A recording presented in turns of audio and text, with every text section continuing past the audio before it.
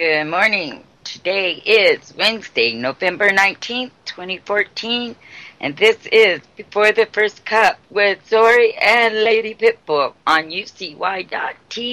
Good morning, lady. Hi, how are you? Good. Not as cold as yesterday, but good. Oh, good. It was 15 here yesterday, and today it's 22. So it's not as cold here either.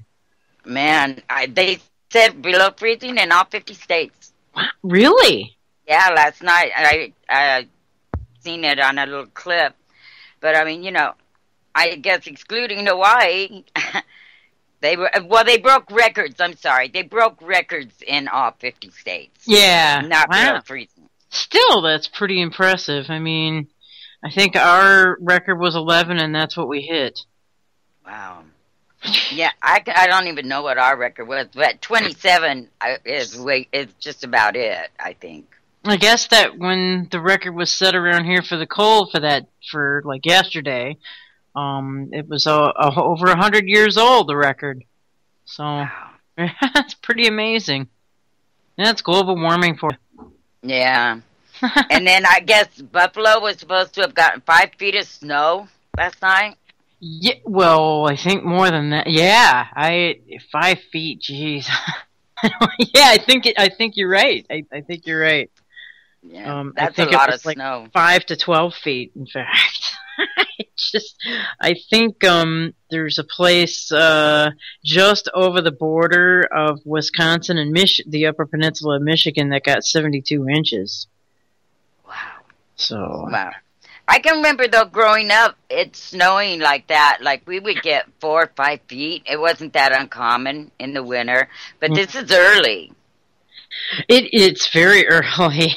Well, and the thing is, though, and it's I think we got like about a foot or maybe a foot and a half over on the west side of the state because of the lake effect snows. And Buffalo and like Cleveland are right off of the lake there, so they tend to get it pretty hard sometimes, and that's what's going on because the air aloft is so cold up in the higher levels and then the water temperature at least in Lake Erie is like 47 degrees, so it's way warmer than the air actually, so it creates crazy snow. It would be so much fun to although it wouldn't be fun to be stranded out there because nobody can get to you.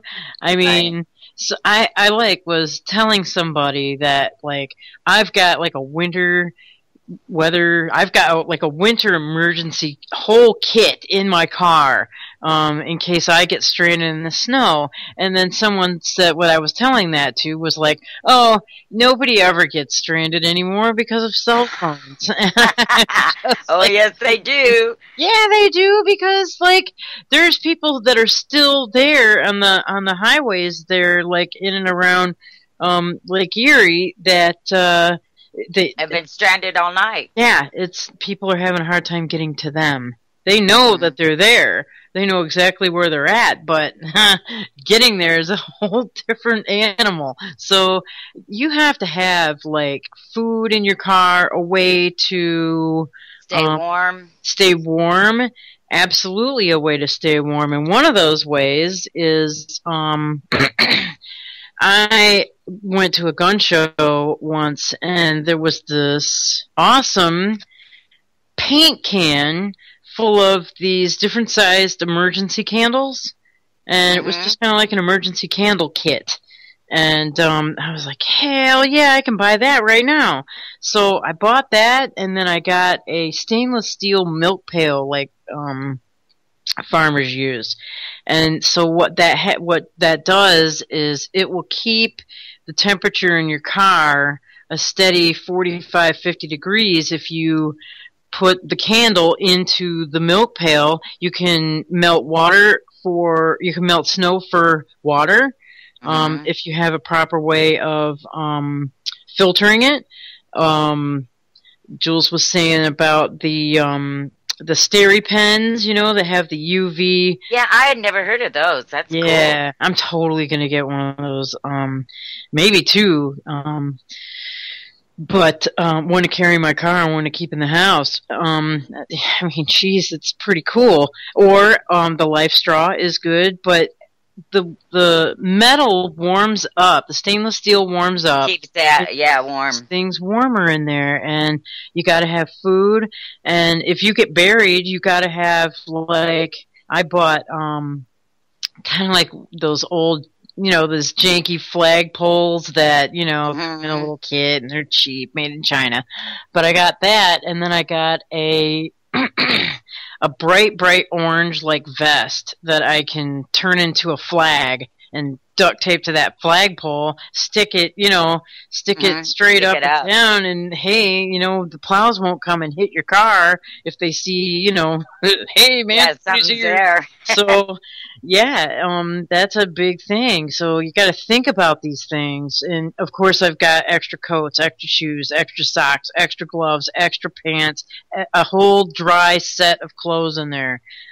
Very important. I mean, shovel, cat litter. I mean, just, first aid kit. That's the next thing I got to get in there. And then I'll be straight. When I had my iguana, they have to stay warm. They can't go below a certain temperature. And I found a bunk warmer that truckers use. And you just plug it into your lighter. And I have a startup thing that is fully charged and will keep that bunk warmer on for 2 days without going all the way down, and that would keep you, warm too. Off the car battery? Yep. Well, I don't put it off the car battery. I have a jump start thing that has emergency light, jumper cables. I can blow up my air tires with it. I can right on. Charge my radio. I have inverter. It has an inverter. So it runs AC or DC. Oh, that's awesome. Yeah, you can get them. They're called jump starts. And you charge it, and then it's been in the back of my car, and if I ever need... And it has a big spotlight. Oh, righteous. I'm going to get one. Heck, yeah. Thank you. They only cost about $50, and they do all of that. And now, I mean, and you have 2 plugs for DC, 2 plugs for AC, and it's nice. I mean, you get a flat tire, you can blow up the tire. That's cool. Yeah, and it's just like about 9 inches by 8 inches. And it's kind of heavy, but they're really good, and they stay charged for a long time. Neat. And that's kind of cool if, like, in the summertime going out camping, and like Yep. I'm like pushing 50 here, so I've got to have an air mattress. Yep, there you go. You have your compressor right there. Yeah, man, bang. That's yeah, awesome. and you can charge anything with it has a USB, 2 USB ports. Sweet. Yeah. So it covers so many things, and it's not super big, and it's got a handle. It's not hard to carry around, but I mean, it's helped us a lot. And I have a 12 in the houseboats here. They had a lot of DC lights, that run on the houseboats. I got 2 6-inch ones, and I can plug them right in, and I have full light. Really? Yeah. Oh, that's awesome. That would be, now see, that's perfect. Mm-hmm. I've always carried an emergency kit like that in my car, and then 2, if you're traveling alone and you're a woman and you break down, now I think the thing to do is to get out of the car, leave the lights flashing, get out of the car, remove yourself, go to a safe distance where you can watch the car. Because if you're on a desolate road, what better, a lot of women get kidnapped that way because someone stops to help them. Right. And what defense do you have? Unless you have a concealed weapon or you know how. But, you're helpless out there. I always say, remove yourself from the car, make sure you have blankets or whatever you need, and hide just a short distance so you can see who is approaching your car and whether you want to be, It depends on the weather. I mean, there's a lot of... Well, that's why be prepared. Have blankets or whatever if you have to, get away from the car. Yeah, I've got what's called a Kubaton, like in my like right there, right at arm's reach, and that kind of doubles as if I ever found myself in the water, it doubles as one of those window breakers. Oh, that's important too, because car Yeah. windows are not easy to open. No, so I mean, break. this Yeah. sucker, all you got to do is just shoo, and it's gone. And you stick that sucker in someone's eye, I can guarantee you they're gonna have a bad day. So, and if somebody tries to reach in your car and try and steer the car from outside, like if your window's open or something like that, I mean, you just jab that thing right in the hand. I mean, there's a lot of things you can do. But a lot of people don't, a lot of women don't think like that or don't take the time to learn these things. And I always just say, because I live in I've traveled mountain roads all my life, and a lot of times it's very desolate. And, you're leaving yourself wide open out there if your car breaks down. And what if you're where your cell phone doesn't work? We have a lot of blind spots here. Yeah. And so, it's just a way, another means of protecting yourself. Right. Yeah. All right. Well, we did that. Yeah. I had to restart my computer before the show because it was not acting correctly. So I lost all the stuff I wanted to mention or bring up. So I've got to go back around and try and find things. Well, the one thing that kind of cracked me up is, how I've been saying, everyone's saying now we have a Republican Senate, everything's going to change.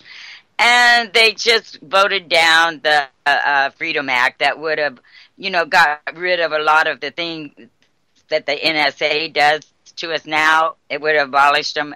That didn't change. They voted that down. It'll be interesting to see what they do when the Patriot Act comes up for renewal this year. Well, I saw this thing just now. Let me see it. It's... Where'd it go?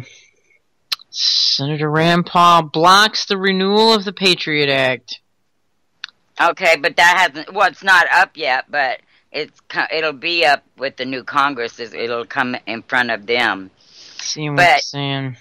Yeah, the Freedom Act was going to restrict a lot of what the NSA does domestically, and they voted that down. So... Didn't Rand Paul, I'm not sure, but didn't Rand Paul vote for the Patriot Act renewal last time?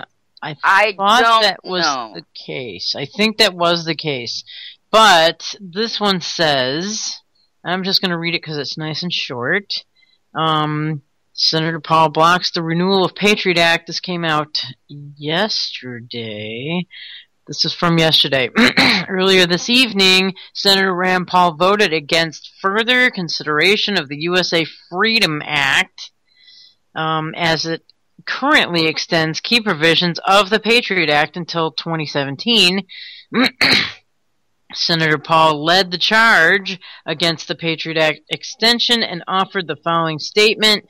In the aftermath of the September 11th terrorist attacks, Americans were eager to catch and punish the terrorists who attacked us. I, like most Americans, demanded justice. But one common misconception is the Patriot Act applies only to foreigners, when in reality the Patriot Act was instituted precisely to widen the surveillance laws to include U.S. citizens, Senator Paul said. As Benjamin Franklin put it, those who trade their liberty for security may wind up with neither. It was kind of paraphrasing that. Today's vote to further oppose consideration of the Patriot Act extension proves that we are one step away closer to restoring civil liberties in America. Well, that's all well and good. Wait, how can we be one step closer to restoring it if they voted it down? Well, they need to get rid of it altogether. Right. Then Patriot Act, one step closer. That would be what what the Republicans really what they held their campaigns on, to get America back and to get rid of all this. But yet they voted it down. The Senate voted it down yesterday. Mm-hmm. And so it's business as usual. Sure. As usual. And like we were saying. It's exactly what we said. Yeah. There's no change there. No amount of like energy people, I don't know, put in all this stuff. It's just it's not making a difference. Mm-mm. They're still And, you know, cheating. They're yep. still lying. They're still, cutting everybody's throat out there. Yep, say whatever it takes to get elected or to hold your seat. It's okay. You can lie, and it's a given. It is. It is. It's really sad, and it very much bums me out. Yeah, I'll tell me you too. right now. You know, you learn to not believe any of them, even if one did come along that was sincere and voted as he campaigned. I probably wouldn't believe nobody believe him because that's just business as usual. You lie. Absolutely. Absolutely. It's like Rand Paul when he made that big deal about the NDAA and he did that filibuster and all that, and then he ended up voting for it anyway. I know, that's what he might be trying to undo some of that stuff, because I know he caught hell, and I know he catches hell for that pretty much everywhere he goes, as he should, as he very well should, because that you gotta look at this stuff. I mean, you can't just like vote away because you think it's gonna be, get you into the establishment. We're trying to steer this thing away from those ideas. Yeah, you know what it is like they always use the excuse, like that's in the defense bill. That's for the defense. So if you vote against it, you have to vote against the whole thing. Well, then vote against the whole thing. If there's something in it that is wrong and detrimental to the citizens of this country, you vote against it. The whole thing. The whole thing just needs out. to be scrubbed, just like the Patriot Act, just like the Freedom Act, just like the NDAA. All of that stuff needs to be completely wiped away, along with Obamacare and a lot of other stuff. Right, and they shouldn't be able to tack on things onto other bills just so they can get it through. One item. Be a bill about that. Has there ever been a bill about that? I'm not sure. I don't know. Doesn't the president have the line veto? He can veto certain things. Well, that's what we're in for another 2 years of. That's why they call it a lame duck session. Yeah. Because they're going to pass all these bills, and he's going to veto. His RoboPen will even get tired by the time this guy's over. Yeah. So, every bill should only pertain to one thing. No extra hang this on, and especially these bills that are like 1,000 pages long, and then they just tack whatever on there. Who's going to read it? You know what just occurred to me? And I'm sorry for changing the subject, but I bet you Jules is freaking buried under snow. I know, I was thinking the same thing. Sorry, Jules. No, I mean, that's why she's not here, obviously. I bet you, obviously it was a snow day, so her kid's home. So she's probably out there shoveling right now. Yeah, I feel sorry for the people that aren't prepared, that are stuck out there. I mean, frostbite, when it's that cold, doesn't take long to set in. Not at all. And I guess Buffalo has declared a state of emergency over the snowstorm. So... Yeah, I forget who was earlier. I mean, they're saying, you look at the cold where it's minus. Yeah. I've never been in minus degree cold. It's pretty amazing. We got that way several times last year. Imagine being stuck outside in it. I've got a little story about negative degree temperature. One time, I went to the CrossFit gym on a Saturday, and on Saturdays they always had, that was like the benchmark day. You had to push yourself and do better than you normally do on Saturday. I don't know why, but that's just what the instructor had. And it was negative. It was -2 degrees when I pulled in there. And so she, my personal trainer, she's still my personal trainer, by the way.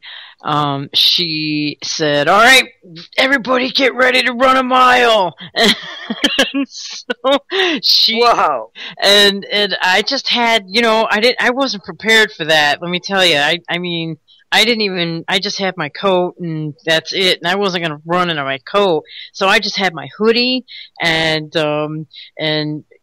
one little thin layer of the workout pants and my tennis shoes. And I was like, my temperature on my car said it's -2 out there. She yelled at me, dude, in front of everybody. She was like, "Are you kidding me? Are you whining to me right now? Get out there and run!" I mean, she lit into me, and I was like, "Oh, okay." So I freaking ran a mile in -2 degree weather, and I did it. I did But it. at I was least so then you're proud of moving. myself. You're moving and you're keeping that blood pumping throughout your body. Yeah. I mean, that's one of the best things to do when you're freezing, because when you're stuck like where you can't move is when it really sets in. Yes, Because your extremities. Yeah, and then especially when you're buried in the snow, it's a Mhm. workout in and of itself just to walk in deep, deep snow. Mhm. It's like trying to run in sand. Well, because your body protects your heart and your organs, and so it brings all that blood up into the center of your body, and Yeah. yeah. I'm ordering a pair of Mickey Mouse boots. What are those? Those are hardcore military winter boots, and they are absolutely going to be the best possible protection for your feet when it gets, in that -degree temperature area. And you can get those boots at, military surplus stores. Most gun shows have them, go to a gun show. It's all military surplus boots. What about battery run socks? Have you ever tried those? Oh, I don't know. I've heard of them, The but best thing would be to get organic cotton, or even better, well, organic wool, virgin wool socks. That's got to be your best bet. The wool is just definitely, it's going to hold up, and if it gets wet, it's better than, they dry out easier, and the wool just is if it gets wet, it's, not. yeah, mink oil your shoes, but get them so they're water resistant. Yeah. Yeah, well, these Mickey boots are definitely water resistant and will protect you if the snow is this deep. I mean, I'm looking at that, like the pictures of it right now, and it's waist high. Yeah, It's really amazing. it is. We used to have Army surplus stores here. We don't have any here anymore. I know you have to go for quite a while. Yeah, remember when Army Navy, they had all those, you could go into Army Navy and buy all those supplies and stuff that they used to have. Now it's gone commercial and it's just like a big clothing store almost. Yeah, pretty much. Harry's Army Surplus was out here, and yeah, they closed a lot of their stores. There's just one of them now, and it's quite a hike from where I'm at right now. I mean, it takes over an hour to get there from here. I wonder why they stopped those. I mean, you could get a lot of nice stuff. I mean, I used to buy all my camping stuff there. Sure, absolutely. Because they had the best gear, Mm-hmm. And the prices were great. Now there's like REI and stuff. Well, I think they just don't want people getting, too military-like. Gotta tame that aspect down. There was a lot of them in the 90s, that's for sure. Yeah, they were everywhere. I loved it. God, we got all our camping stuff there. You had, and they even served, sold that food that will sustain you if it comes down to it. Yeah, it yeah. Doesn't take up room. MREs, or they sold MREs, or they sold, the freeze-dried food or whatever. And the little mess kits. I mean, it's just, places like Cabela's and all those places have kind of taken over and put those places out of business, huh? Yeah, but I do like Cabela's. Well, I do. yeah. Getting It's ready kind of for pricey. myself. Yeah, it's kind of pricey, but I love it. I got my night vision through them, and it's awesome. I got a Oh lot of. yeah. What is it? Mm-hmm. Night vision? Like A scope. oh, you got a night vision scope? Yeah. Nice. That's how much was that? Uh, it was just a little over 100. It's a real good one. I Hmm. mean, it has, it's if there's it has the internal light too. Where I mean, if there's no light, because a lot of them work off of starlight and moonlight. But this has the eternal also, so you can always see a long ways. Now, can you also use that during the day? Like, Yeah, with the lens, or there's a lens, a cover on it that has to be on, and you can look through it, and everything looks kind of green. But yeah, I love it because I go out in the woods a lot, and yeah, you see a lot. that might be a nice investment. It is. It's well worth it, because then even at night, you know your surroundings real well because you can see anything from a long ways. I go out, and that's how I found out they were spraying us with chemtrails during the night because of my night vision. Oh, you can totally see that then, huh? Oh, Yeah. jeez. Well, I can see the chemtrails when they fly over. The moon's out. Yeah. And, it's a full moon, and then, oh, look at all those weird clouds. It's ridiculous. Yeah, it is. Oh, yeah, I love mine. I use it always when I go camping, but usually I have it in my car, too, as part of my kit. Oh, very nice. That's awesome. Yeah, but I got that to them, and it was really nice. So... binoculars, I don't know what it is. I've always had a problem. They say keep them a little bit away from the eye, but I always, to get both of them focused right, I don't know. I've always had that problem, so I just got a scope. Cool. Yeah. That's what I will look at. Add that to your list. There. Yeah, I'm going to add that to my list. Yeah. And I have this one little candle. I love it. I forget. I got it at camps, I guess it was. But the way it's constructed, can you hear that? Or is this? I can hear it faintly. Wait. There. Oh, man. It's got to be on your end, yeah? It is. There, I shut it up. Oh, I hate it was that. about the bow. I know. But it's just this little cylinder, maybe 3 inches high, and you can... it unfolds and you have a dome over the top, and that candle in there burns for 72 hours, and it does project a little heat. Yeah, and I mean, it's great for in a real closed, area. It's enough to keep the area warm enough for you to be okay. Now, what is that thing again? It's just a little lantern, like. Okay. And it came in its own case, and it had extra candles. And, 72 hours that little candle would burn. Wow. I got an oil lantern. Yeah.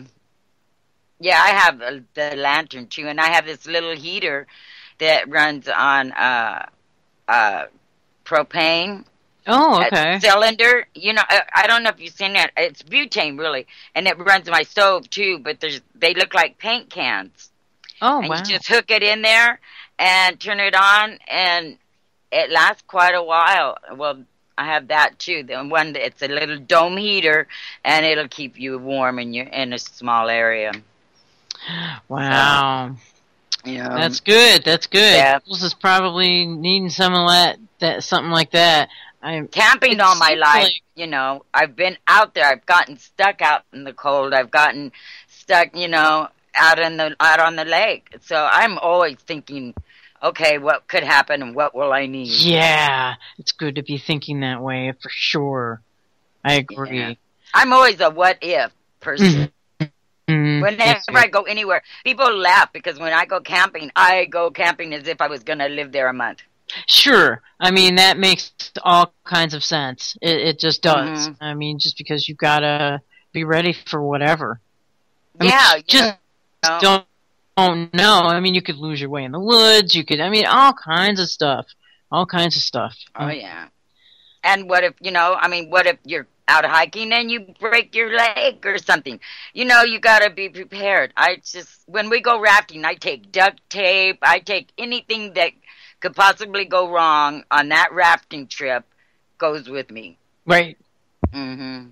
It's very People wise. back up until, they get a cut or something happens, and I go, oh, here, I have it. Yeah, exactly. Exactly. Yeah, so. Absolutely.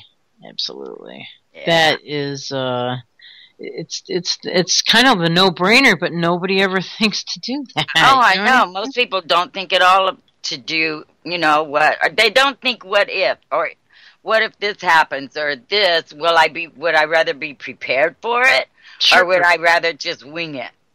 Right. I mean, man, I just can't think that way. I'm always thinking like that. Always. And you have flares in your car, right? No, I don't have flares in my car.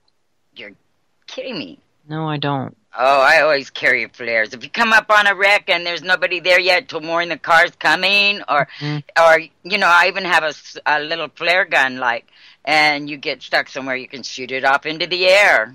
Oh, that's kind of cool too. And they're inexpensive, really. Yeah, I should probably get that. Or fireworks. You can carry them around, because if you start letting off fireworks, people are going to see where you are. Yeah, that's for sure. Especially the cops. Like little bottle rockets and stuff. Yep.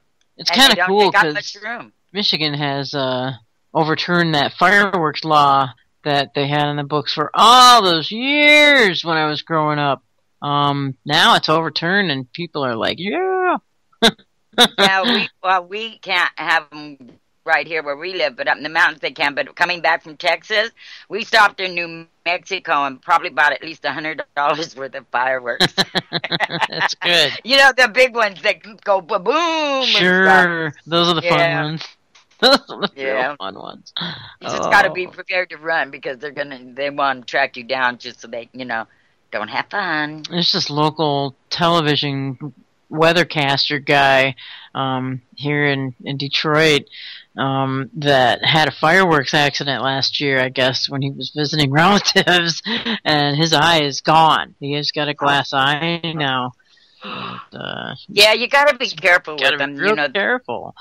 Yeah. Absolutely. Oh my God. I mean, apparently it was like a bottle rocket too. Well, do you remember that fireworks place in Holland that blew up years ago? Yeah. Yeah, that was, oh man, it destroyed homes. People were killed. I mean, the whole building, now that it's against the law to keep fireworks within, a community like that. But, I mean, they can, if you have large amounts, it's just like a war going off. Wow. Yeah, there was something a few months back there was another fireworks place. I don't know where it was, but it caught on fire too. That was pretty amazing. Yeah, it is. I mean, that, it's like dynamite. It's like bombs going off. Sure. You hear big booms, and you'd see all this it was beautiful, but scary as hell. Absolutely. Yeah, it destroyed cars and everything in Holland. I watched the video clips of it, and wow. Yeah. Pretty amazing. Yeah, it was just recently. Yeah, I remember hearing that the fireworks went off too soon or something, and it just started them all. They all went off at once. I remember seeing that now. Yeah. It was pretty. It was a neat video footage, that's for sure. Yeah. But, yeah, that's nothing like a big warehouse of them, though. I think I actually saw it on Pigmine. Yeah, I did. That's where I seen it. Yep. Absolutely. So, gosh, I'm just wondering how much snow that Jules got. Now, if the power went out at her house, would the network be on? It would be off. It would be off. Okay. So obviously there's still power there. Well, I haven't heard of any power outages there, though. Oh, I heard of a bunch of them. Oh. Bunches and bunches and bunches of power outages. Well, if we disappear, you'll know why. Yeah. Well, she's probably just up to her neck in snow. Wow. That's amazing. Just amazing. So do you have something else? Let's see. I'm kind of poking around here. Let's see. Oh my God! I guess Cuomo deployed the National Guard for the For the snow? For the snow. Oh my God! All right, let's read this. Governor Cuomo deploys National Guard to deal with stunning New York storm, Western New York storm. If you think it's chilly in Gotham, what the? Oh, it says quit your belly aching and put on another sweater. Snow has gotten so bad in Western New York that Governor Cuomo has called out the troops. It says, we're deploying the National Guard to ramp up efforts to keep Western New York residents safe and to assist storm recovery efforts in any way possible, Cuomo said on Tuesday as some areas hunkered down as much as 6 feet really of lake effect snow. 6 feet is... But don't you normally do get snow back there. It's not like something like if it snowed in Florida or something. Right. Like well, it's cold in Florida too. There's hard freeze warnings out in Florida right now. Wow. Yeah. The 30s are going almost all the way down, just stopping short of Miami. Wow. So, that's pretty unprecedented for right now, especially in Florida. Especially it's bad because of this is where it's orange season down there right now. Which is orange and grapefruits. They're being ready to be picked right now. Or are being picked, usually in mid to late November. That happens. Let's see. Hey, can you look up something for me? Sure. Quick. Look up. There was the SAFE Act. There was a father that died, and they came in apparently and confiscated the entire collection of guns because the SAFE Act says you can't pass them to family members anymore. So they actually went in and confiscated the guns. Oh, when the men died? Yeah. Okay, I'll look it up. I guess say SAFE Act, gun confiscation.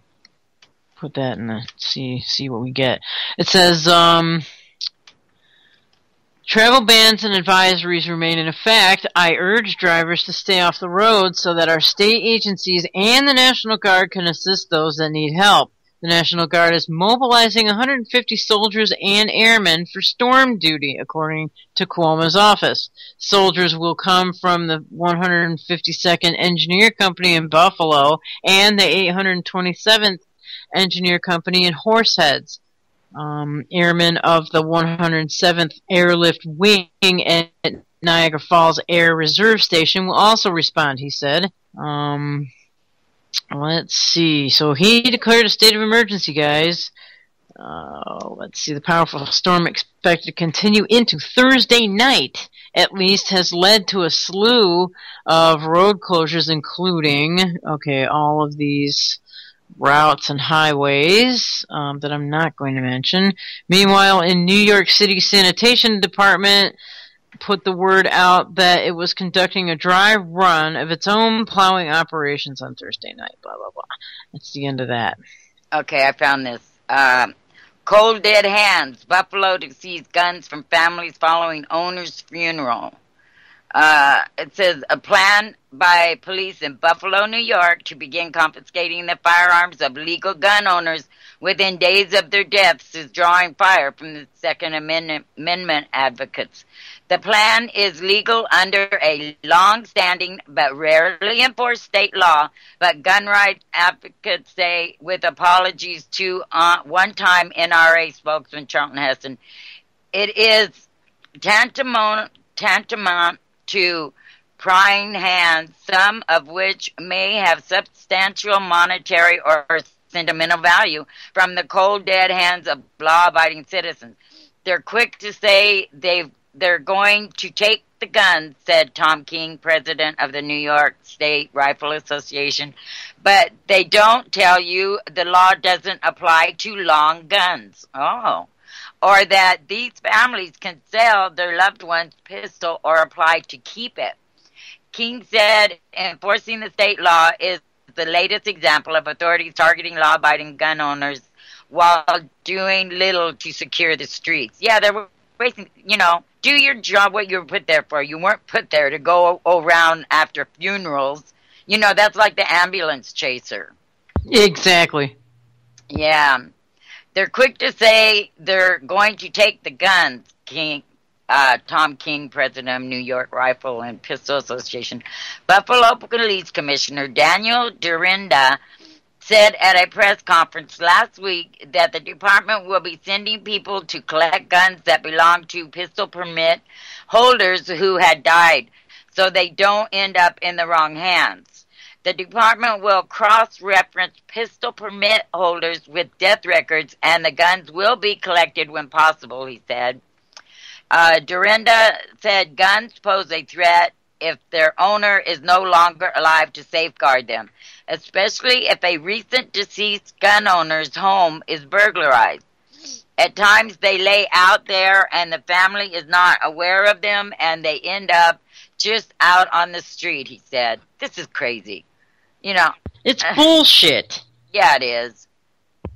Yeah, and you can't hand them down. I mean, like they say, a lot of them have sentimental value, or as well as monetary value. Yeah, and then I bet you anything they sell them. Yeah.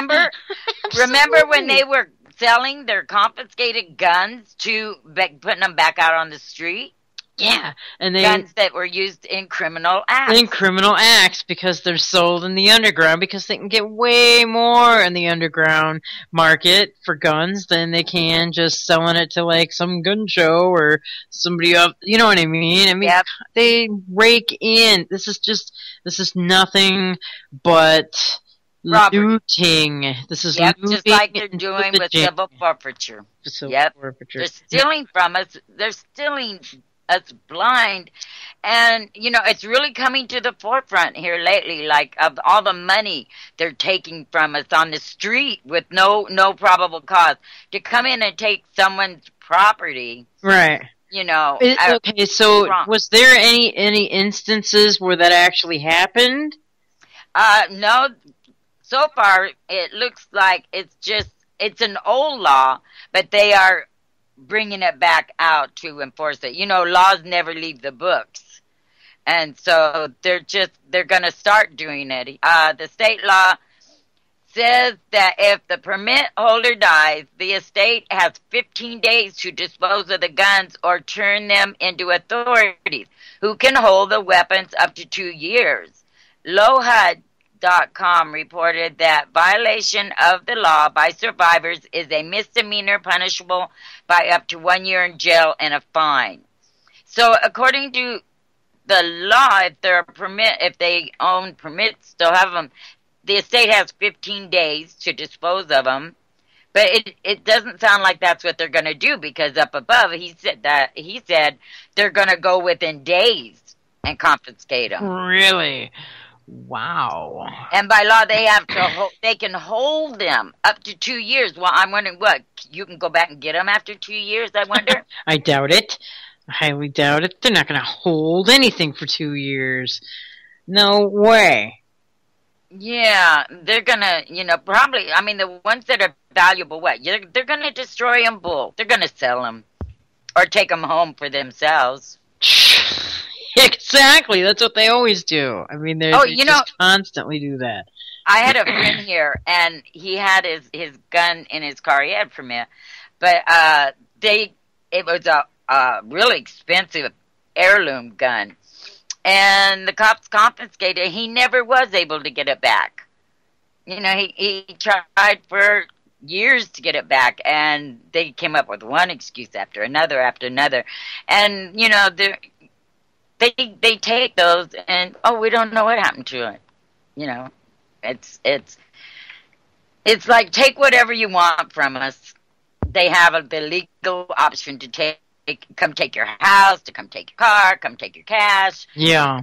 There's so many laws on the books where they can just literally come and steal you blind. Absolutely. I mean, that's what they're setting this whole thing up so that's what they can do to Well, us. you know, before the drug war, you never heard about law enforcement coming and taking people's property. It Right. all started then. Yep. And that started with Nixon. Hmm.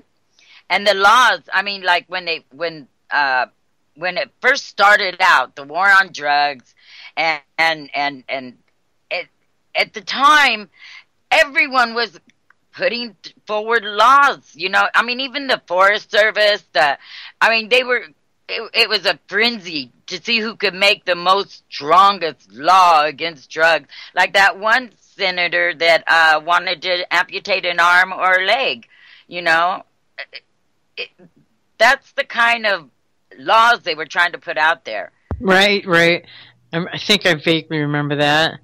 Oh, yeah, I have the article. It was 1996 Oh, jeez. that a senator wanted you, if you got busted with drugs, you lost a limb, and the decision was between you and the judge. Oh, like lose a finger or something like that, was it? No, I mean, an arm or a leg. Oh, really? I guess I don't remember that. Oh, yeah, I do. I mean, when that came out, because I followed those laws, and they were just so, I mean it was a frenzy. People went nuts. You know how many people would be out there with, like, just a torso? Like, right. I don't know, man. Jeez. I mean, that's one of the most outrageous things I've ever seen hit the floor, you know, to be voted on. Mm. And he had backers, too. I mean, he had it, he wrote it, and then he had all these sponsors that were for Never heard it. of it. I'm not, I don't, maybe, I think I remember something about, I don't know, a finger or something like that, but not limbs. I mean, I don't know. No, this is a limb. That's crazy. That's how crazy they are. I mean, what makes them think they would have the power over us to remove a limb? They really think that that's what they still have the power. I mean, they're, you know, there's crazy pharmacists out there, you know. Gosh, man, I was standing in line, like, for somebody in the pharmacy counter waiting to get the medicine, and it was like person after person after person. I don't know. Well, this one gentleman, you know, it's like, man, the shit that you're taking is causing these symptoms. Yeah, this one man, the pharmacy gave him the wrong prescription. Oh, jeez. Okay, he called them and told them that they had given him the wrong prescription. Mm-hmm. They said, bring it in and we'll give you the right one. Well, on the way in, the police showed up at his house. They arrested him for having a controlled substance, a prescription that was not written to him. Oh, that's how crazy things are. Yeah, yeah. Well, that's the way it's going. Really is going that way, and it's just like we always say, it's the mindset. It's the conditioning of the cops, conditioning of the citizens. Yeah, well, you listen to the DEA, they are almost 100% funded through forfeitures. Sure. You know, they brag about it. They go, oh, yeah, we got this brand new van in a raid. So, you know, and we got all these guns in a raid, and they're ours now. And it's so corrupt that absolutely turning it around, the only way that portion of it can be turned around is to legalize drugs. Well, or at least not, even if it's not legalized, just decriminalize them. Same difference, though. You know, it's like people go, oh, you can't do that. Everyone will do heroin. I go, okay, if they legalized heroin tomorrow, would you go use it? You know, I mean, how did we get by before they came up with these laws against it? They used to put cocaine in Coca-Cola. I can remember when you could go into the pharmacy and buy, you know, these drugs, and you know, the country seemed to be doing fine. In fact, better than it is now. Yeah, well, that's very obvious. Well, and they used to put it in pop, you know what I mean? And your cough medicine had codeine in it. You know, it's prohibition cannot work in a free society. It just can't. No, not at all. So, And obviously, we don't have a free society, do we? haven't for a long time. That's where we're at. Now we gotta somehow reverse all this stuff. Oh, And they brag about how many laws they put out every, like, I seen a comparison earlier this month where they're saying, the Senate only put out this many new laws, where the the House only put out this many new laws, where the Senate had put out like 4,000 new laws. I mean, what do they do? Does it keep them up late at night trying to figure out another thing they can deprive us of or arrest us for? I don't know. I don't know where these people pull this stuff out of, to be honest. I don't know. It's mind-boggling, that's for sure. Mm-hmm. It's definitely... Well, it's starting to snow here. Looks like... Oh, really? Yeah, it's light snow. It's supposed to rain for 4 days here, and I'll be surprised. Has it started raining yet? No, it's supposed to start today. But well, I'm crossing my fingers for you. We get the clouds, we get the smell of rain and the lightning and the thunder, but the rain just seems to not come by. Mm-hmm. Wow. Well, maybe I'll shift gears here, I guess. So we're always talking about all this stuff. Yeah. Let's see. Here is... Okay, I've got it. There's a lot of weird, like, commercials trying to play on this thing. Here's a gal in Sweden and there's a picture of her, big smile on her face, thumbs up and everything, and then there's another picture of her getting a microchip put in her hand. What? Like her left, looks like maybe her right hand. And the guy who's doing it has full sleeve tattoos, has got goggles on, gloves on, sterile field. I mean, he's doing it correctly. I used to work in the medical business, but yeah, it's a dude with it's a dude. It looks like a tattoo artist, maybe giving these implantable microchips into people. So it says, "I am among the first Swedes with a microchip. Yay!" And she's all happy and giving the thumbs up, right? So it says, Sweden has a global reputation as a leader in developing innovative technologies. But will a trend for inserting microchips into the human body catch on? The local, that's what the name of the paper is, spoke to one of the first Swedes to choose to implant to unlock her office door. Here we go. Wow. Emma Lantz, 25, from Umeå, northern Sweden, got a microchip inserted into her hand last week. She became a guinea pig during CMA 2014 in Stockholm, a conference about digitalism, the internet, and the future.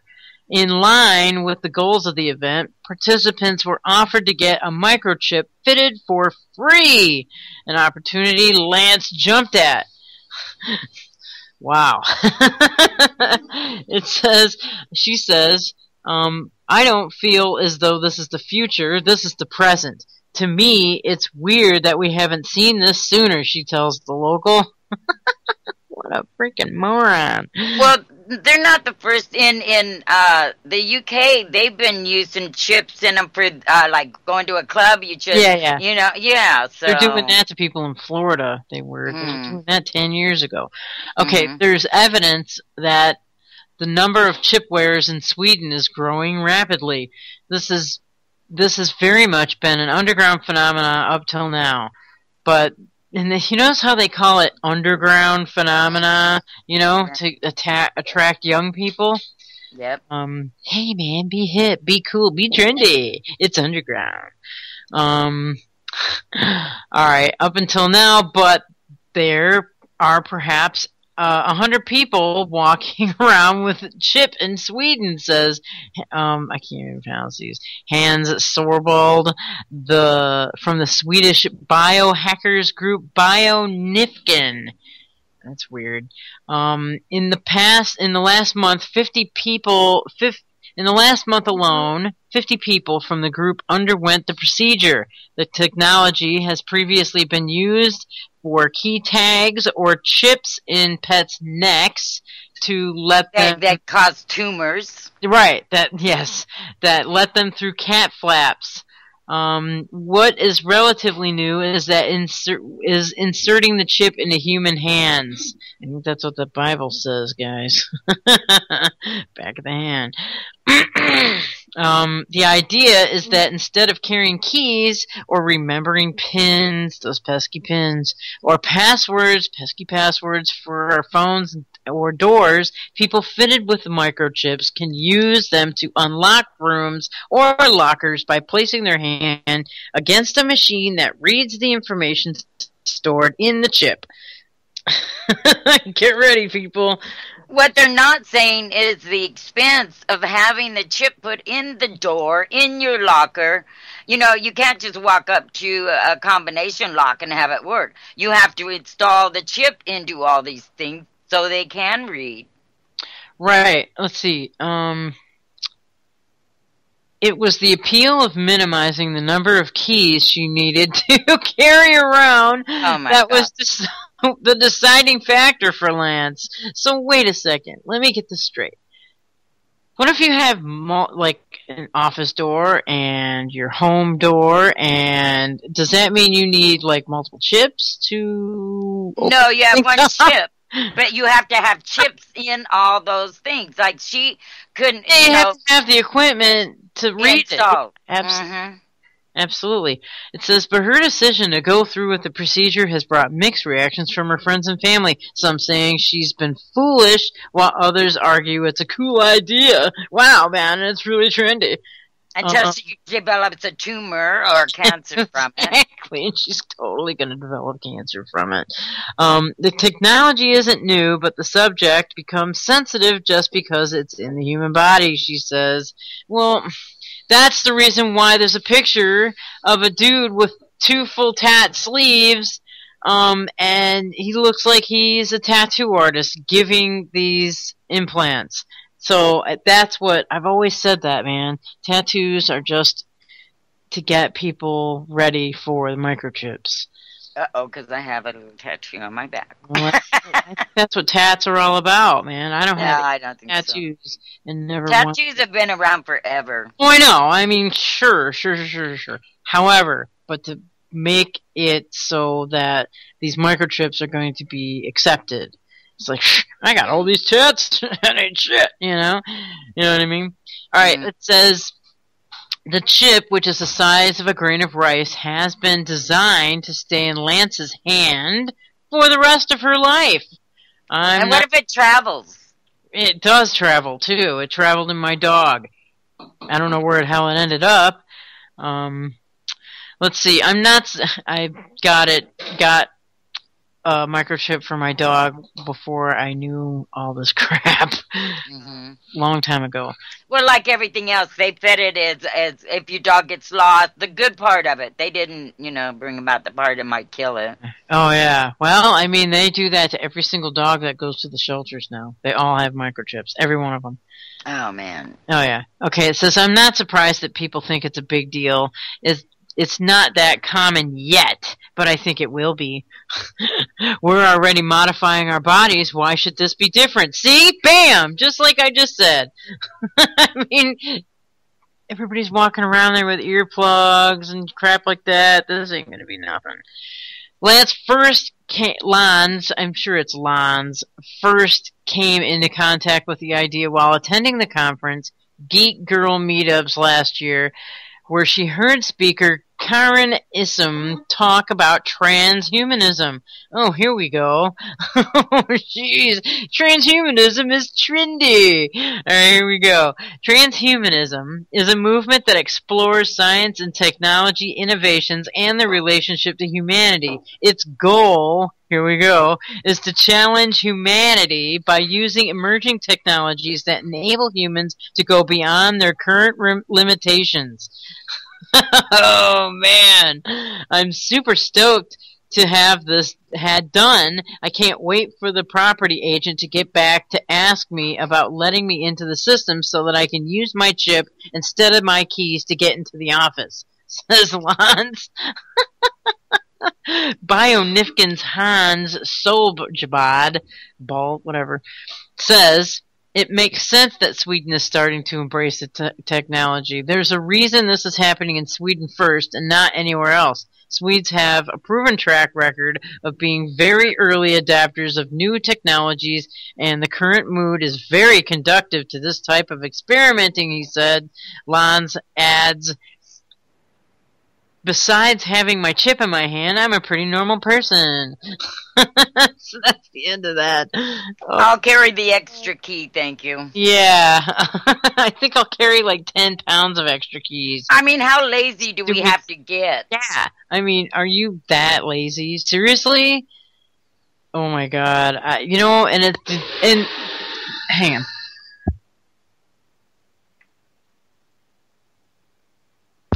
The mental gymnastics that people have that do to justify this stupid, dumb bullshit is incredible to me. I mean, you're just justifying all this. and over 100 people have done it so far. Yeah, I know. And it's been going on in the UK for a long time. Yeah. Yep. So now, hey man, that's how they're gonna do it. It's exactly what that article just said. Ooh, it's hip and trendy to do it. Yay, let's be trendy. Yeah, let's be the first to go to the club and buy drinks without putting out a credit card or anything. Yeah, exactly. That's pretty much it. I mean, that's what that place in Florida, that bar in Florida was doing. It's like, get a microchip and get into the VIP section. Mm-hmm. I mean, yep. So, wow. Don't do it, folks. Don't do it. Yeah, I know. Don't get the chip. And then there's been enough news out there and reports about, like, people, like animals all getting cancer all around that chip. Mm-hmm. Tumors around that chip.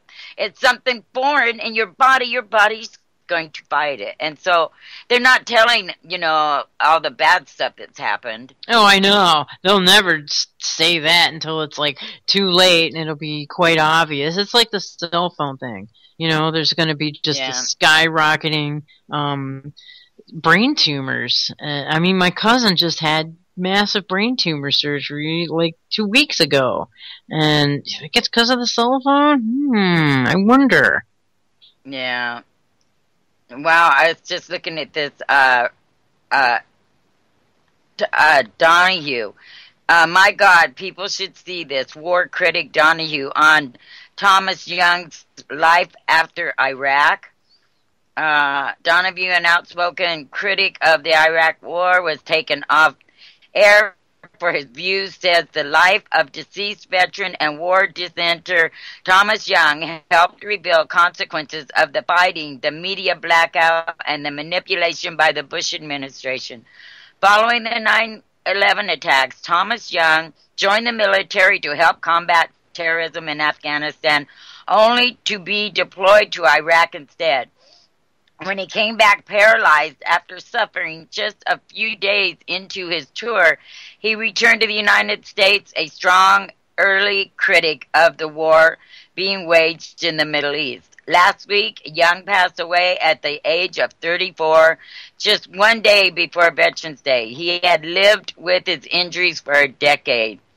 And people gotta, you can't say this enough. You have to keep this fresh in people's minds. The devastation that's happening to our young over there coming back, they're not being killed. they never speak about how many are coming back without an arm, without a leg, paralyzed. That's not brought up enough. They'll say, oh, we've lost this many lives. But the loss, it's the same if someone comes back a paraplegic or missing limbs. Their lives are lost. Yeah, absolutely. Yeah,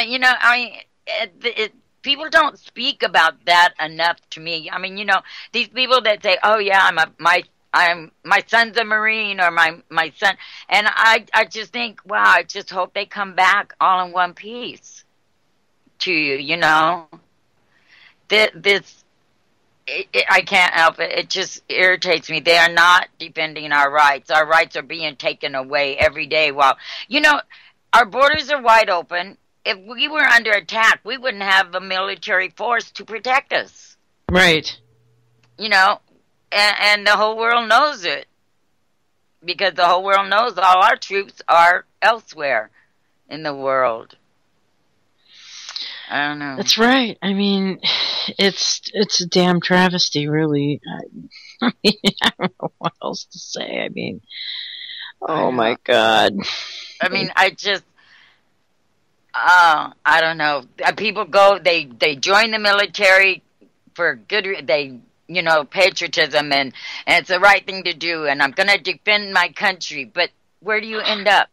Over destroying another country that has nothing to do with us. Well, they don't think about these things before they make these decisions. All they're seeing is they're fresh out of high school, they don't have a job, their college is supposedly going to get paid for, they're going to be taken care of for the rest of their life. Right. I mean, they get a big carrot, and it's pretty powerful. But then when it doesn't, when all that image is shattered and they don't deliver, you get suicides every day. Right, which is terrible, absolutely terrible. And now we're sending them back in harm's way. Oh, it just drives me crazy. Like, how many tours can these poor guys do? Oh, I know.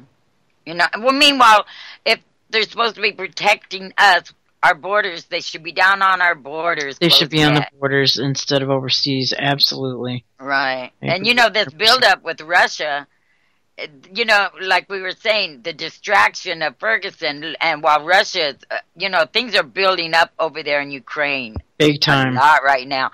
Yeah. And nobody's paying attention because everybody's looking at Ferguson.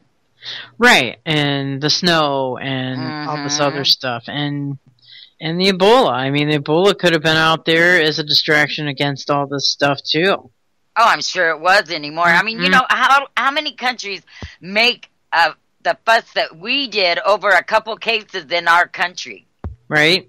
I mean, it's not like there were thousands of people in America that had Ebola. We had, 3 or 4 cases, and that's it. But look at the buildup of it, and the fear-mongering, and headlines every day with Ebola. Well, I mean, the one thing that it may have done is that it may have put a firecracker under people's bottoms and made them go out and get appropriate gear and stuff to actually get ready in case something like this does happen. They don't have to think about it anymore. They're already ready to go.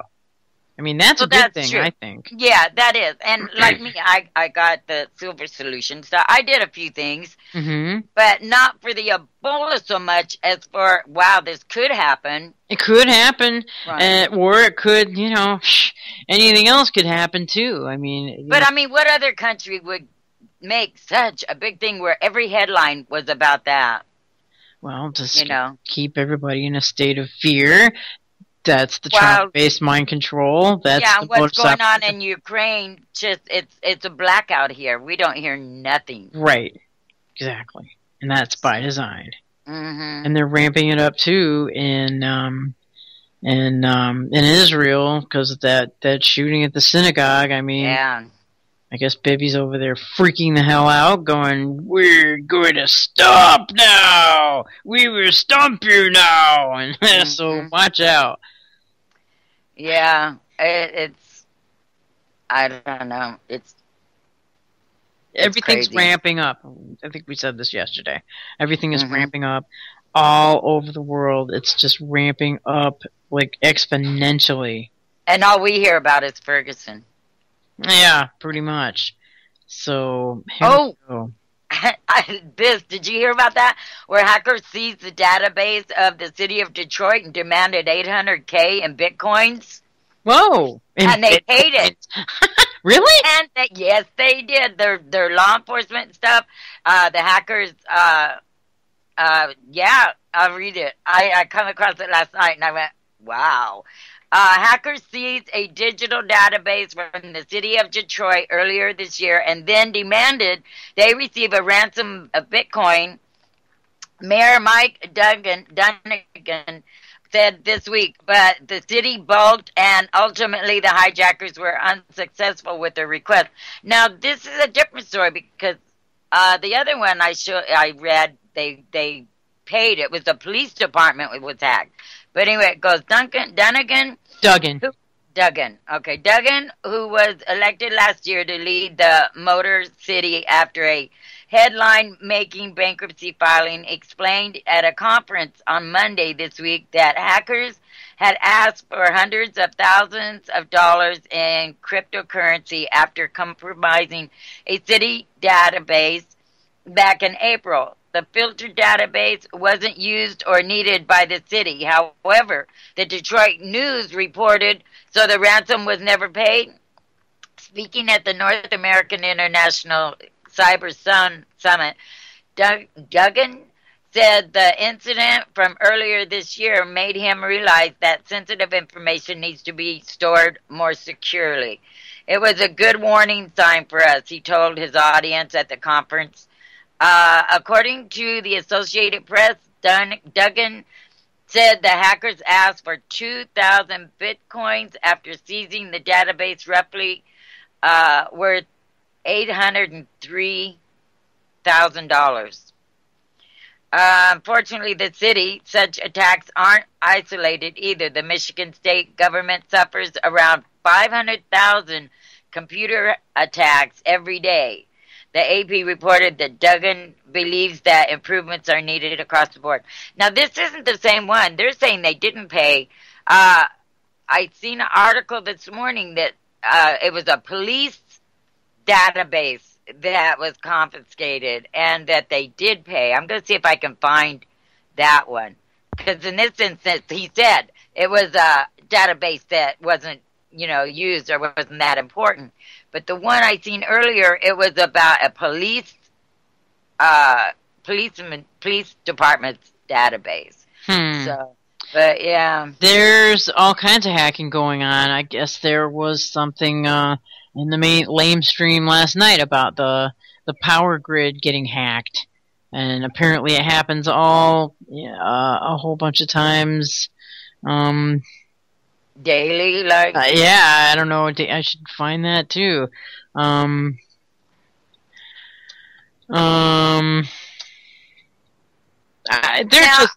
They're just what they're doing is they're wait a minute, I screwed that up.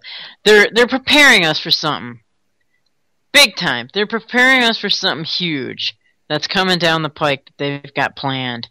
Right, like something to do with, I don't know, cybersecurity is another thing that we don't really see that much of. We hear little bits and parts, but just how far they're going or what all their, how many of those are false flags? You gotta,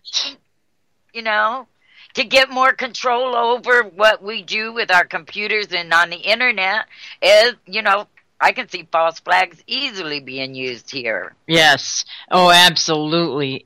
It would be kind of easy, actually. Mm-hmm. Let's see. Here we go. Let's see. Oh, here we are. Trojan horse bugs lurking in vital U.S. computers since 2011. The destructive Trojan horse malware program. Oh, great. Here comes the stupid commercials. Boy, I hate that. Destructive Trojan horse malware program has penetrated the software that runs much of the nation's critical infrastructure and is poised to cause economic catastrophe, according to the Department of Homeland Security. So this is coming from the horse's mouth, people. Supposedly. National security sources told ABC News that there's evidence that the malware was inserted by hackers believed to be sponsored by, of course, the Russian government is a very serious threat. Now, if there's been a Trojan, in vital U.S. computers since 2011, why? How would the Russians have? I mean, we weren't really fighting them or having problems with them then. Yeah, come on, it's ridiculous. I mean, how stupid do they think we are? It says the hack software is used to control complex industrial operations like oil and gas pipelines, power transmission grids, water distribution and filtration systems, wind turbines, and even some nuclear plants. Ding, ding, ding, ding, ding. Shutting down or damaging any of these vital public utilities could severely impact hundreds of thousands of Americans. Do you think? I mean, if the nuclear plants went down, I mean, wow. Imagine that, people. I don't want to imagine that. DHS said in a bulletin that the hacking campaign has been ongoing since 2011, but no attempt has been made to activate the malware to damage, modify, or otherwise disrupt the industrial control process. So, while U.S. officials recently became aware of the penetration, they don't know where or when it may be unleashed. Wow, does that sound like a threat to you guys? God, no Does that sound like a total, veiled threat? I mean, it does to me. I know what a veiled threat sounds like. Mm-hmm. Oh, man. Dang this thing. Hang on, you guys. I'm sorry. Okay, I'll read this short thing that I found here. Collinville, Alabama. Authorities say cyber criminals have hacked into the computer database of North Alabama Police Department. WAAY TV reports that 7 computers in the Collinsville Police Department have been affected by the hacking attack. Police say the hackers are essentially holding the department's computer files hostage so that officers cannot open criminal mugshots or videos from their crime scenes. Authorities say officers would have to pay money to have the videos and photos unlocked. Assistant Police Chief Rex Leith says the attack originated from an email attachment sent to the department. The department has contacted the FBI cyber unit. So there are hackers holding them hostage, holding their files hostage. Oh boy. That's still not the one that I found. The one that I seen earlier was that they hacked their whole database and that they did pay the ransom to get it back. Oh, right. Yeah, but I mean, without the computers. Yeah. Let me keep reading this, though. Okay. I'm sorry I had to bail on that because the phone was ringing. Let's see. DHS sources told ABC News that they think this is no random attack, and they fear that the Russians have torn a page from the old Cold War playbook, really, you think? And have placed the malware in key U.S. systems as a threat and or as a deterrent to a U.S. cyber attack on Russian systems. Mutually assured destruction. That sounds like a load of bunk to me. The hack became known to insiders last week when a DHS alert bulletin was issued by the agency's Industrial Control Systems Cyber Emergency Response Team. Wow, listen to that title. Holy crap. Industrial Control Systems Cyber Emergency Response Team. To its industry members. Wow, that's crazy. The bulletin said the quote, black energy, unquote, black energy penetration recently had been detected by several companies. DHS said black energy is the same malware that was used by a Russian cyber espionage group dubbed Sandworm to target NATO and some energy and telecommunications companies in Europe earlier this year. Analysis of the technical findings in the two reports shows linkages in the shared command and control infrastructure between the campaigns, suggesting both are part of a border campaign by the same threat actor, the DHS bulletin said. Oh my God. The hacked software is very advanced and allows designated workers to control various industrial processes through the computer, an iPad, or a smartphone. Sources said the software allows information sharing and collaborative control. How stupid do they think we are? Pretty stupid. Well, a lot of people fall for it. So a lot of people fall for this. Oh my God, the Russians are out to get us. Well, the Cold War fear. They want that kind of fear back installed in people. Yes, they do. Absolutely. Yes. So they can keep making money. I mean, they kept the Cold War going in our minds for a long time just for the money. Oh, and, this is going to, people that are older than me, this definitely brings all that stuff back. I mean, because they went through... I remember people putting in bomb shelters under their houses.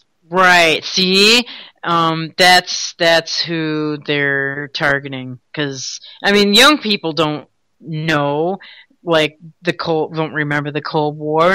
Young people don't remember the Wall. Most young people don't even know what the Wall was. Mm-hmm. So, I mean, I don't know. Anybody much younger than me nobody remembers. They don't take notice because it's not significant to them. And they don't teach it in school, that's for sure. No, not like they used to.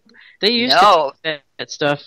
You can go back and look at old videos, I mean, of the sirens going off, and we had the civil defense, citizens that would, had their drills, and it was crazy. Yeah, they don't teach anything like that in the schools now. Now it's huddle in one corner so you while you're being shot at. A target.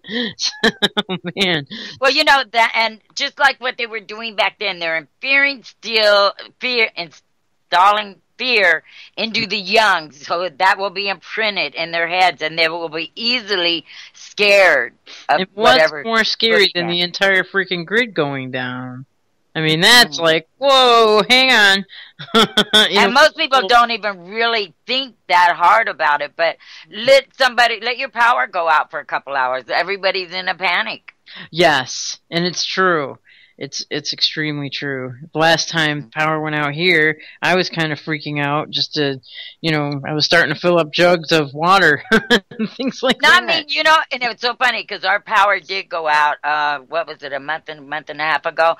And I just automatically went into, okay, get ready gear, and I was getting out all the candles that I have in place and moving everything out of the way so we don't trip over things, and getting my jump start in the house for light and this. I just went right into it. And then by the time I got it all set up and the kerosene lamps out where they belong, then the power came back on. Yeah. But I don't panic at all. I just start into, survive mode.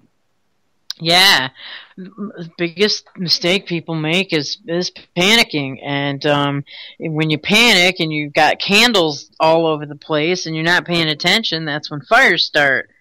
So I mean, mine. I have the glasses that they sit in. I mean, I can put them all through the house. I have my kerosene lamps. I have my jump start light, which will light up the whole room with that 12-inch round light. I have my stove, my little portable stove that I bring out. I'm prepared. I'm going to get one of those. I'm definitely going to get one of those jump starts. Oh, they are just great for an emergency or anything like that. I'm excited. Yay! They only run about, the nice ones that have the USB and all that, they'll run you about $100. And that's well worth it, if you ask me, because it Yeah. covers so many things, you know. Neat. Yeah. I'm gonna check And that out. right, and it has an inverter built into it. So if you have a laptop and you need to get some information, you plug it right in. Neat. Yeah. And I have an Super cool. inverter. Everyone should carry an inverter in their car. It's where you plug it into your lighter, That's and right. then there's 2 plugs that you can plug in AC to. I've got one of those actually Mm-hmm. in my car, but it's And getting old. It's getting old 'cause I use it. I love my little generator radio. It doesn't take batteries or anything. All I the do hand is crank it. Yeah, Yep. I've got one of those too. And the flashlights that you can hand crank. You know, these things, because you're not always going to have batteries available because you're going to run out. Yeah, there's what do you hand do? crank cell phone chargers out there. Mm. Those are kind of nice to have. Well, they have these little ones. It's no bigger than a big lighter where you charge it up, and then it's good for a full charge on your phone. Yeah, You can throw it in your purse. that's kind of neat. There's also this camp stove that has a USB attachment on there. I think it's called a BioLite or something like that. But would it be electric then? No, The you stove? put sticks in there and you light sticks up, and it's like a little stove, and it's a USB thing to charge your cell phone. You just feed it with sticks. Oh, that's good. That's how it gets its energy then. Yeah, it's that's called a BioLite. You can get it at REI camp stores. I'd never heard of that one. That's cool. Yeah, look at BioLite. I mean, I don't know. I think it would take a long time to charge get a complete charge off a cell phone, but it burns sticks, which is kind of nice. It just, Well, yeah, anything you got to think. Okay, if I need to hear what's going on the radio, and I don't have no batteries, think, okay, get one that doesn't need batteries. And, right. Yeah, and there's a lot of things out there. That's one thing technology has improved on. It's made it nice. It's things like that. And if it's winter, start getting all your, things that will keep you warm, and don't open your fridge a lot, and it'll keep your food good for a long time. Yeah. And if you're in the winter and the power goes out, then you can put your stuff in coolers outside. Right. Yeah, I know a lot of people that, that keep their food outside anyway in the winter, and there's snow when they get a lot of snow. Yep. Absolutely. Yeah. Absolutely. And it's the hardest trick is to stay warm indoors. That's going to be that's the hardest when the power goes out. I lived my whole life with wood stoves, and I swore, I was so glad when I wouldn't have one because all the work involved. I'd give anything to have a wood stove now because, you go to sleep, your house stays warm from the embers, throw a few logs on in the morning, but when you run out of wood, it's a bitch. And I used to have to hate starting the fire in the morning, going out and getting the wood. But you know what? That's like out at our property. We had no power out there. We have a well, we have our generator, and we have our wood stove, and that was it. And I could live forever like that. I don't need all these things. Right. That's what I wish I could afford, is a small generator. Yeah, it's nice, but they're loud.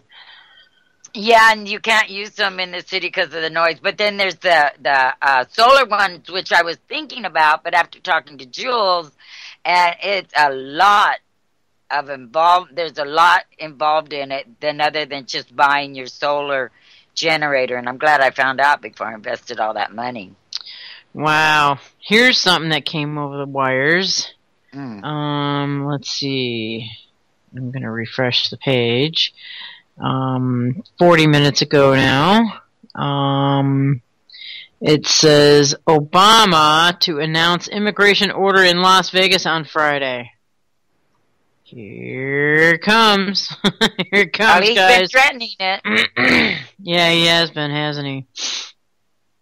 President Barack Obama plans to announce an executive order in Las Vegas on Friday to address immigration reform. Another source familiar with the situation said that Obama could yet give a border outlined on an immigration order on Thursday and add detail on Friday. Oh, okay. The president has been long expected to make an announcement that would protect up to 5 million unauthorized immigrants from the threat of deportation and provide work permits. Oh, 5 million, huh? Mm-hmm. There goes more jobs. Partisan fighting erupted this summer over how to address the increased flow of unaccompanied illegals from Central America and at the U.S. border with Mexico. Obama asked for $3.7 billion to address the border crisis. Oh my God. Dude, we're broke, okay? Send them all back. And he won't use that $3.7 billion to put them on buses and ship them back home either. You know what I mean? Which that $3.7 billion would more than absolutely be adequate for. Well, we could use that to protect our border and not let them in the first place. Well, that, but what do you do with all the ones that are here now? Well, there's the 3.7. The Republican-controlled House of Representatives, however, passed a measure that only gave Obama a fraction of what he sought and made it easier to deport young migrants arriving at the border, a provision opposed by Democrats and immigration advocates. In the end, Congress adjourned without a final bill. Thank God. The Democrat-led Senate last year passed a broad overhaul of immigration with support from some Republicans that boosted border security, increased visas for legal immigrants, and provided path to citizenship, blah, blah, blah, blah, blah. Let's see. He's going to just go ahead with his executive orders. So does this mean that this is very vague?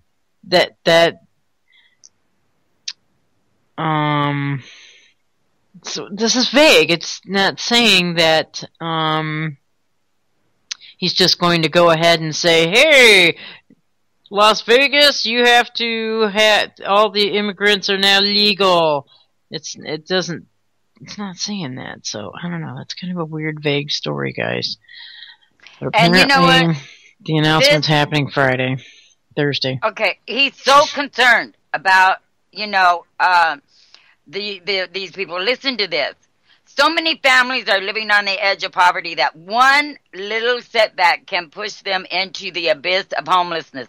A new report released Monday shows that about 1 in 30 American children was homeless at some point last year. That's about 2.5 million kids and an 8% increase into an historic high, according to the study from the National Center on Family Homelessness.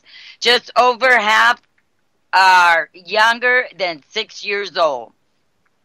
It is pretty alarming, said Center Director Camilla DeCandia, who co-authored the report. Poverty is really the driver, she said. About 20% of American kids live below the poverty line, where even a small financial setback can have catastrophic consequences for the family. 5 years into this economic recovery, the poorest Americans have actually lost ground, a function of stagnant wages for the working poor and rising rents. Kids are often the collateral damage. Chronically hungry, tired, and stressed, up to 40% of those old enough to attend school exhibit mental health issues, and they often struggle academically. Here he is, striving for these people that aren't even citizens of this country, while our children are going hungry and have no place to live. Yeah, well, he doesn't care about our kids. He well, cares then what about all this? Everybody else's kids? What about all the senators? What about, stop driving our corporations out of this country so that people can have jobs, so that their kids aren't going hungry? I mean, this 1 in 30, look out in the street, go to a school, 1 in 30. Just look at how many kids that is that are going hungry or don't have a house. That's right. That's right, and it's going to get a lot worse than that. It's going to get a lot worse than that. So, yeah. And how many people do you know live paycheck to paycheck that would be out in the street if anything happened with their job? everybody I know, practically. Mm-hmm. People are struggling just to get jobs. Yeah. And when they do, it's, the only people getting jobs are minimum wage. And how do you support a family on minimum wage? Right.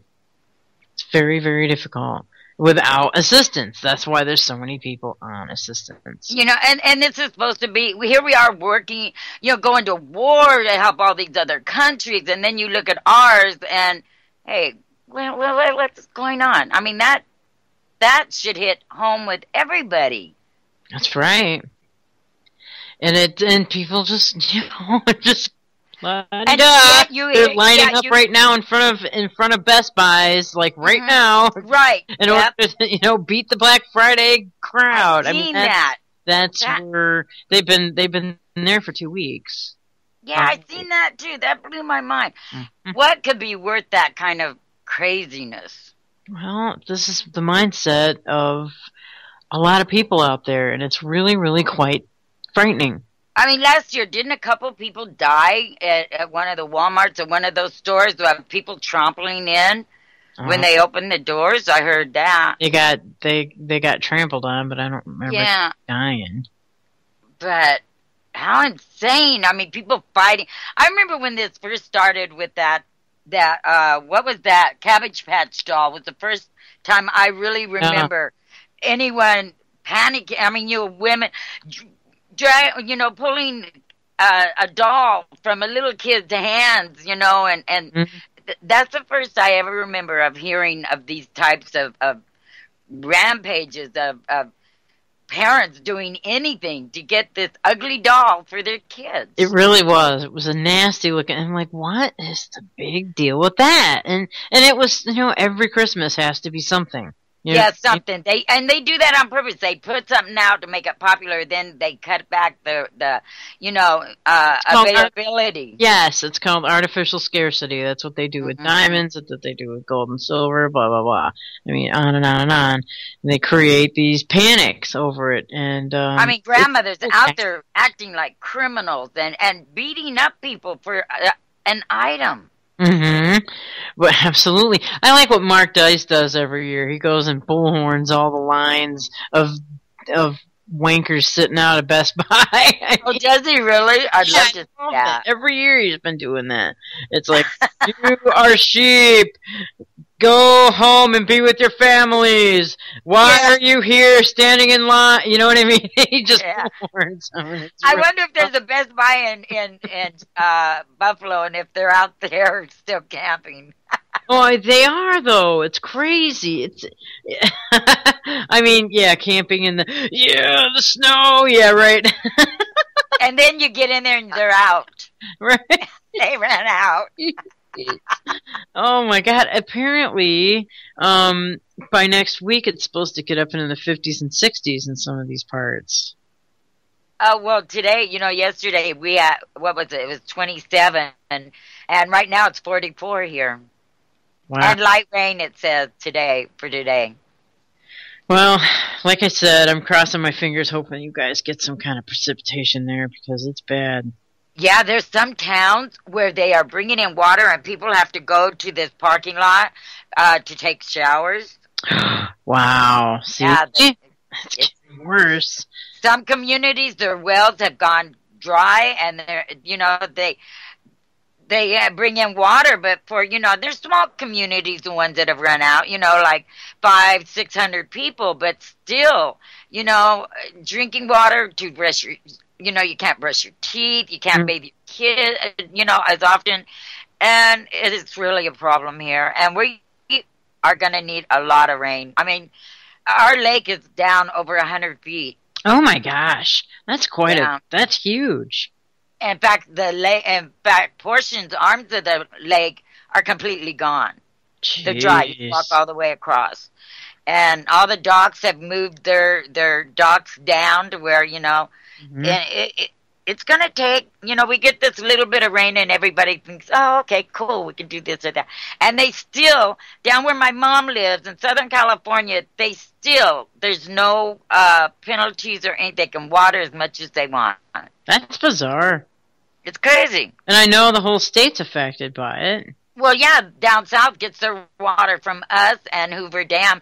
Hoover Dam is way, way, way down also. And that Hoover Dam takes care of like L.A., a lot of L.A. and stuff.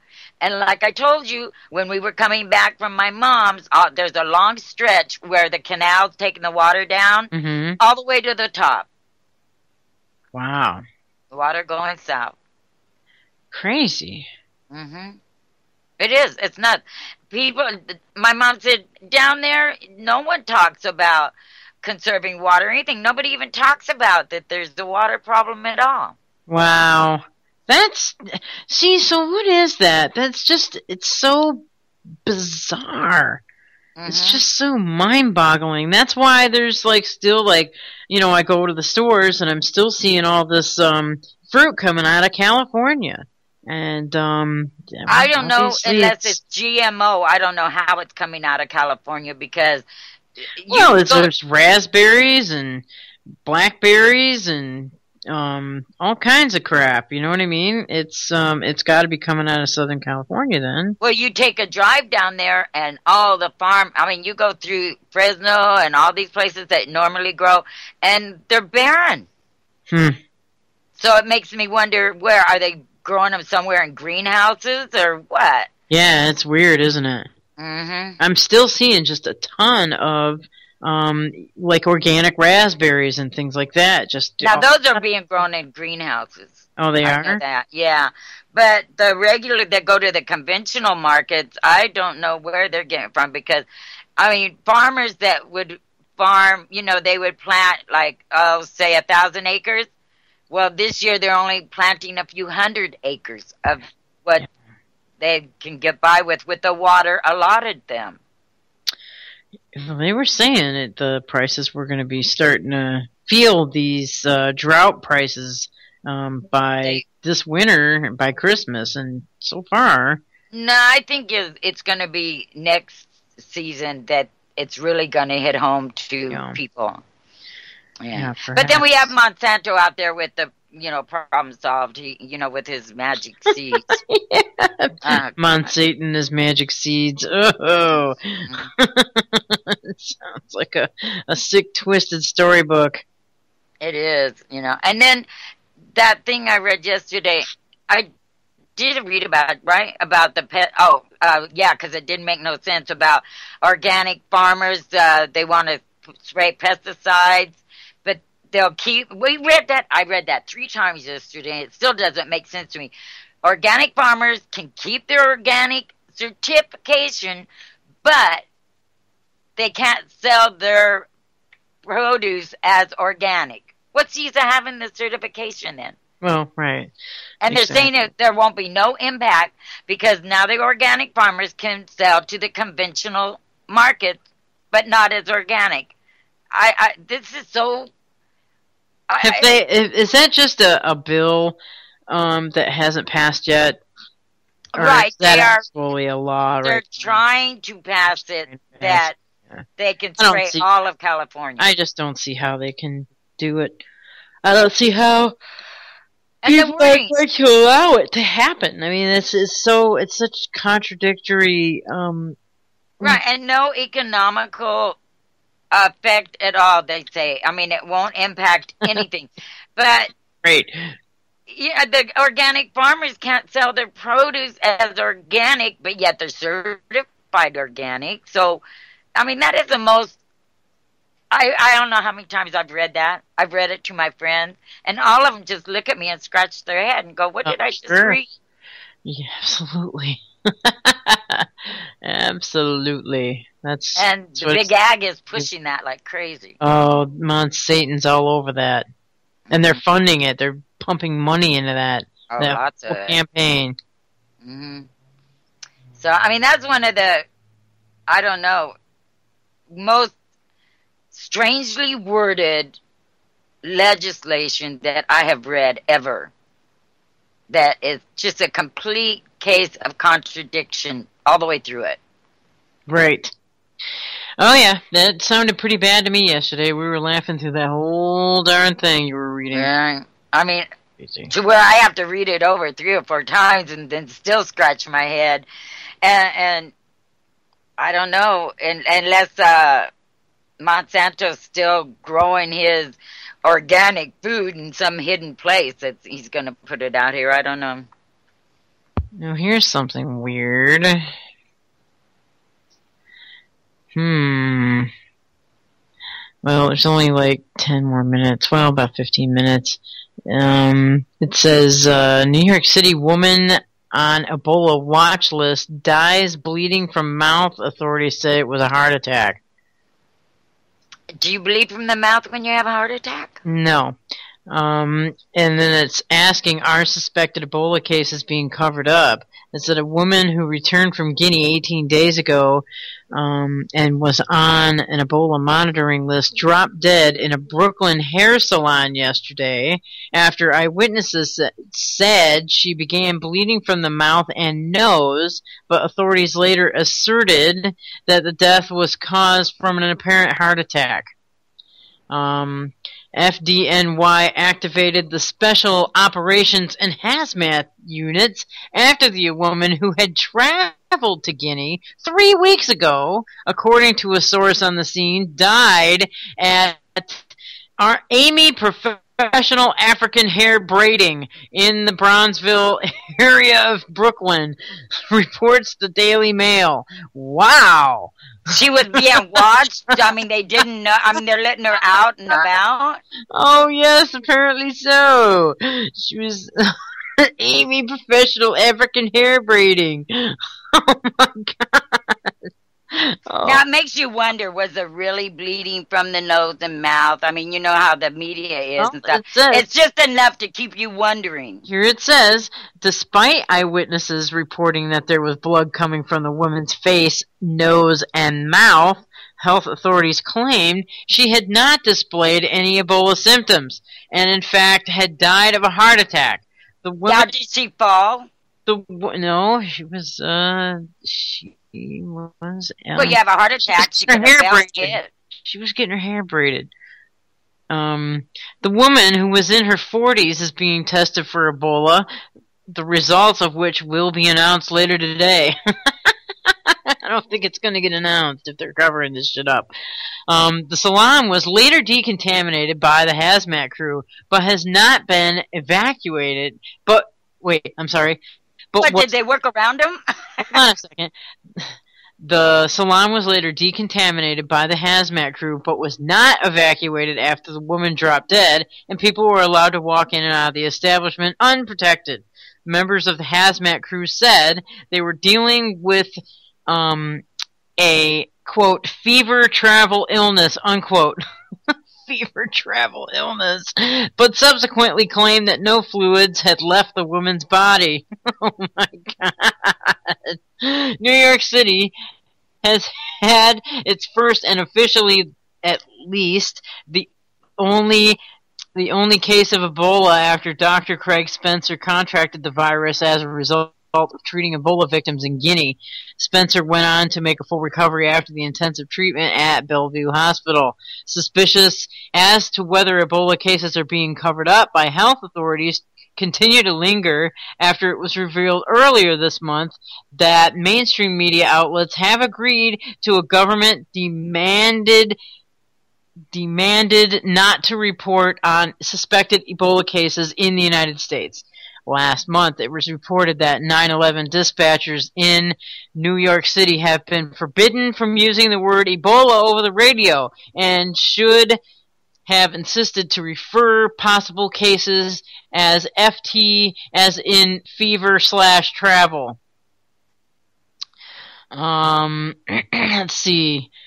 Medical professionals have predicted that the U.S. could see over 100 Ebola cases by the end of the year, while others warn that Ebola victims may be confused with influenza sufferers given the similarity of the early symptoms. Wow. The same propaganda. Easy. Bring it up. You know, they can't let it die completely. No. That's nuts, though, man. I mean, seriously. But you're sitting in a chair getting your hair braided. If you have a heart attack, you could fall forward very easily and get a broken nose or whatever and cause bleeding. Well, apparently there was none of that. That's crazy. How in the hell are they saying that this woman did not have the virus? Okay, she came from freaking Guinea. All right, 3 weeks ago. She traveled from West Africa. I mean, come on. And then they're saying that she died of a heart attack while bleeding from her mouth and nose? Come on. But still, again, it's that, you know, one case and the whole country goes nuts. I mean, that to me is not logical, for one thing, and there's so many other things, and I don't know. I don't even pay any attention to those anymore because I think it's all just lies. You know, I mean, how can some people go, she's bleeding from the mouth and nose? Then they say, no, there wasn't no bleeding, and then what do you believe? You know, it's just... It says the woman who was born in Guinea, according to the salon worker, was not a healthcare worker and therefore not subject to the 21-day home quarantine introduced by New York's Governor Andrew Cuomo in October. As of Sunday, the New York... So if it's just regular random people and they're not healthcare workers, they're not subject to this 21-day home quarantine. That's why. That's why. Oh my God! You have to have close contact with, supposedly, to get it. Supposedly, yeah. But it's winter, so that makes it airborne. Yep. Let's see. As of Sunday, New York Department of Health was monitoring 293 people as part of its Ebola precautions. Wow, that's quite a number that we haven't heard before. On Tuesday evening, hazmat team was back on the scene to run tests, setting up across the street from the hair salon. Oh, they set right up the shop. It was not clear why Amy Professional Hair Braiding would not have been evacuated until it was certain that the woman did not have Ebola. The salon was decontaminated late on Tuesday by a hazmat crew. According to a source who was on the scene, the incident occurred just after 3 p.m. Tuesday. The woman was pronounced dead at the scene by EMTs. It says Costa, a man who works in the building next door, said, "We were in the building. All of a sudden, the other owner came from the store and said somebody had dropped dead in their store. When he then asked if he ran in there to find a woman laying on the floor. When asked what she was bleeding from, Costa says face, nose, mouth, everything. So that's not going to be a heart attack. FDNY crews changed into hazmat gear outside the salon before heading in for what they referred to as fever, travel, illness. So that's what they're calling it now, guys. That's the code words. Fever, travel, illness. The FDNY said it was a clean scene with no bloody fluids leaving the woman's body. How in the hell can that be possible if she's bleeding from every, part of her face? Well, maybe she wasn't bleeding from every part of her face. That's what I mean. You know, who knows what...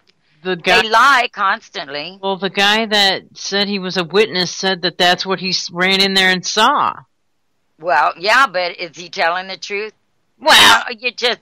What? You don't think they don't make up stories that witnesses said this and that? Well, sure. I mean, I would suspect that they would, but I would suspect more that the FDNY is going to be the ones that are lying, and Cuomo would be more the person to lie that I wouldn't believe. I would believe a witness over their freaking testimony any day of the week.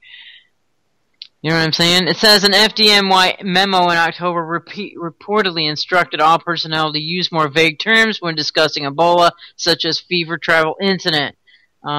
that's why I'm not so. And then they announced that they should say that, and then so when you hear that, of course you're going to think Ebola. Right.